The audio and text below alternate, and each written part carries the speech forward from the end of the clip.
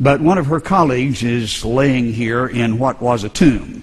It's a collapsed tomb. It was over him at the time this was originally built.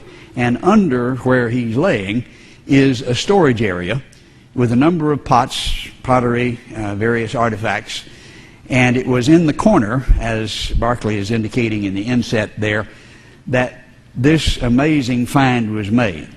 Silver amulets that were rolled up, but they had inscriptions on them from the Bible. This is from Numbers chapter 6, verse 24. The Lord bless you and keep you, and make the Lord make his face to shine upon you. The priestly blessing was what the priest wore around their neck. They inscribed this on the pieces of silver, rolled it up, and wore it as an amulet. This is from Jeremiah's time, clearly identified from the pottery as well as from other cultural implications, and really not even contested by the liberals. Well, how did they inscribe so well on silver? In fact, we found with infrared technology in the last 2 years much more than what they originally found.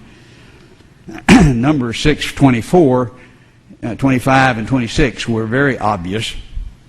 As we developed more technology, reported in the New York Times, by the way, just 2 years ago, almost the whole chapter of the context is engraved on the back of it. How did they do that? I think we get a hint from Jeremiah 17, where we read, the sin of Judah is written down with an iron stylus with a diamond point. It is engraved on the tablet of their heart. Evidently, they were doing some engraving with diamonds at the end of an iron stylus. And so on this, you do have the text. Now, the significance we related to this morning when we're talking about the Dead Sea Scrolls, the documentary hypothesis says these books that comprise the earliest books supposedly written by Moses, the early writers, weren't written then at all, but written after the captivity. And this is what the documentary hypothesis is supposed to have proved. And we found then some of the Dead Sea Scrolls that were actual copies of the Paleo-Hebrew, which had to have been written prior to the exile, because that's the only time that style was used. Now, when they found the 300 BC copies, it wasn't from before the exile, but there were copies of what was before the exile. This was not a copy. This was written before the exile. This was 400 years older than the Dead Sea Scrolls, and it is precisely like the text that we have today. Identical. 2 renditions of it and almost a whole chapter on the back side.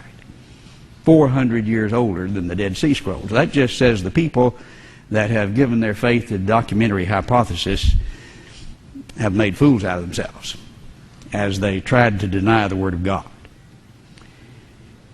We move to Tel Dan. This is up at the northern end of Israel. We can see Mount Hermon in the background. This is the northern extremity of Israel, and there we find Dan. You remember when the kingdom split, and you've got Jeroboam and Rehoboam. Rehoboam took the 10 tribes to the north, and he set up at Dan and at Bethel altars to keep them from going back to Jerusalem. Well, even the Department of Antiquities now have recognized that they have found that altar at Dan, and they have their signs put up that commemorates Jeroboam's altar at Tel Dan. This is a picture of that restored. The metal part has been restored, but they have found with the utensils clear indications that that's what that is. This is Dr. Clifford Wilson, who was head of excavations at Gazer for a number of years, a very strong believer in the Word of God. The utensils that they found that were used by the priests to offer the sacrifices are now in the museum there in Jerusalem. This was one of 2 altars, you remember, at Dan and at Bethel. Well, the altar at Bethel was destroyed, wasn't it? By the curse. Remember the young prophet and the old prophet in that story, and he cursed the altar and it split. This one didn't. and this one we have found. On the southern side of the city of Dan that has been excavated over a number of years, we see the gate to the city. In a number of places in the Old Testament, you read that they sat at the gates, and this is where judgment was rendered. You remember Job sat at the gates of the city, and others had judgment rendered there. This is a scene that gives insight into that. Here's where the judge sat, the elders sat beside him. Now these wooden poles, of course, have been restored, but they fit into the sockets that were there, and they were for the wooden poles, and look just like this. Just outside that gate, another excavation took place in 1993. And here's where the gate was that we just looked at. Just outside, an inscription that formed a stele. This is an upright stone with writing on it commemorating some historical event, typically. Was found in 1993 by an official Providence dig. One of the objections the archaeological people make if you find something that they don't like, well, it's not a Providence dig. It wasn't under the authority of the Department of Antiquities. And most of the great finds, like the Dead Sea Scrolls, weren't found in that manner. But this was by one of the leading archaeologists in Israel, a Providence dig under the auspices of the Department of Antiquities.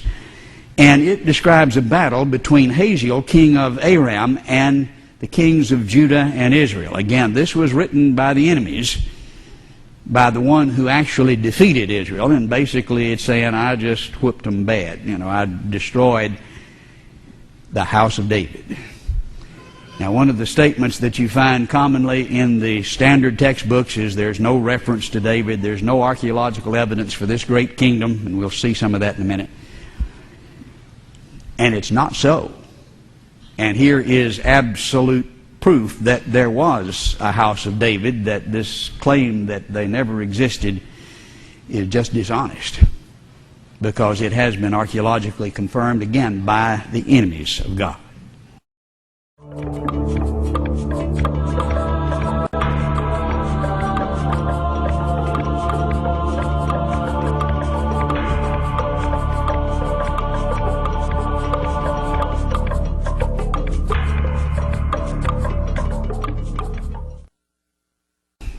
I've been one of the area supervisors at the City of David now for about 4 years, and working with some very brave men. The City of David, we often think, refers to Bethlehem, and there is a sense in which that can be called the City of David, but that's a term that was used by David to refer to the city that he conquered from the Jebusites, that was Jerusalem. 1 Samuel 5 tells us the king and his men went to Jerusalem against the Jebusites.